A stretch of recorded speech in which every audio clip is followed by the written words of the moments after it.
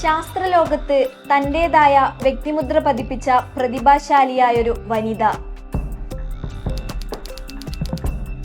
Radium, polonium എന്നീ മൂലകങ്ങൾ കണ്ടെത്തി ലോകത്തിന് പുതിയ വെളിച്ചം നൽകിയ അതുല്യ പ്രതിഭ.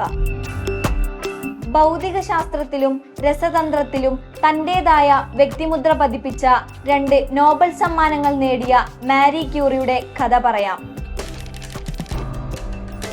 1903 ഭൗതിക ശാസ്ത്രത്തിനുള്ള നോബൽ സമ്മാനവും 1911 രസതന്ത്രത്തിനുള്ള നോബൽ സമ്മാനവും മാരി ക്യൂറിക്ക് ലഭിച്ചിട്ടുണ്ട്. റേഡിയം, പൊളോണിയം എന്നീ റേഡിയോ ആക്റ്റീവ് മൂലകങ്ങൾ കണ്ടെത്തിയതിലൂടെ അവരെ റേഡിയോ ആക്റ്റീവ് ലേഡി എന്ന് വിളിച്ചു. റേഡിയോ ആക്റ്റീവ് മൂലകമായ റേഡിയം കണ്ടുപിടിച്ച പോളിഷ് ശാസ്ത്രജ്ഞയാണ് മാരി ക്യൂറി എന്ന മാഡം ക്യൂറി.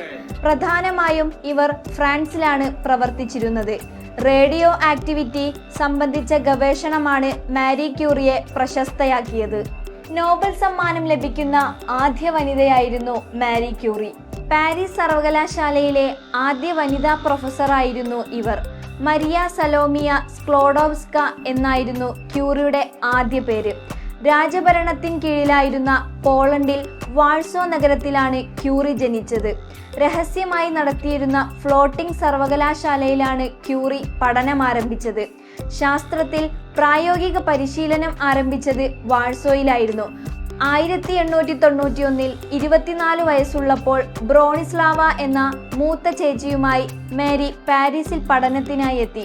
ഇവിടെയാണ് ശാസ്ത്രത്തിൽ ഉന്നത ബിരുദങ്ങളും ശാസ്ത്ര പരീക്ഷണങ്ങളും മറ്റും ക്യൂറി നടത്തിയത്.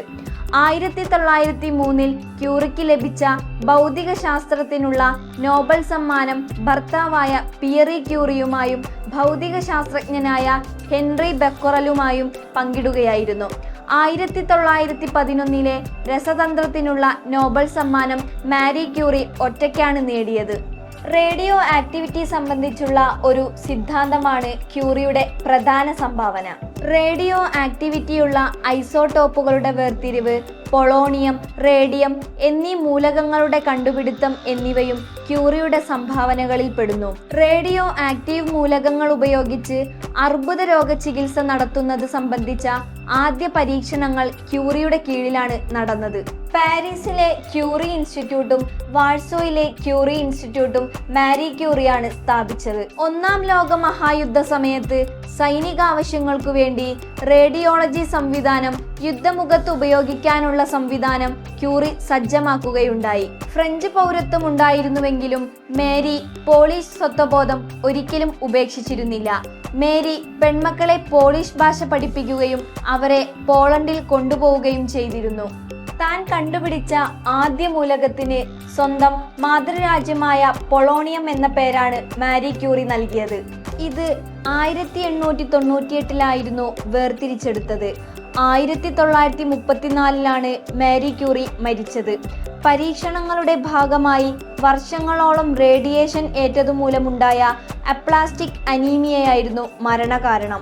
റേഡിയോ ആക്റ്റീവ് മൂലകങ്ങളുടെ കണ്ടെത്തൽ ക്യൂറിമാരെ ലോക പ്രശസ്തരാക്കി.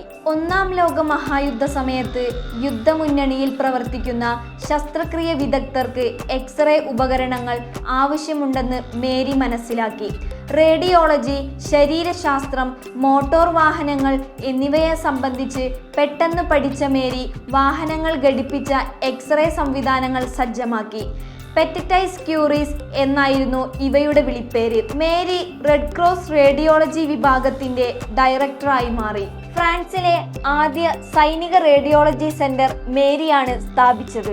1914 അവസാനത്തോടെ ഇത് പ്രവർത്തന സജ്ജമായി. ഒരു സൈനിക ഡോക്ടറും 17 വയസ്സ് പ്രായമുണ്ടായിരുന്ന മകൾ ഐറിനുമായിരുന്നു ആദ്യ സഹായികൾ.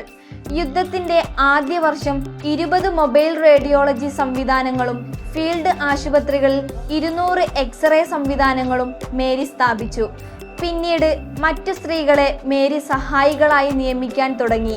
ബഹുമതികളും അവാർഡുകളും ധാരാളം ലഭിച്ചിട്ടുണ്ട്.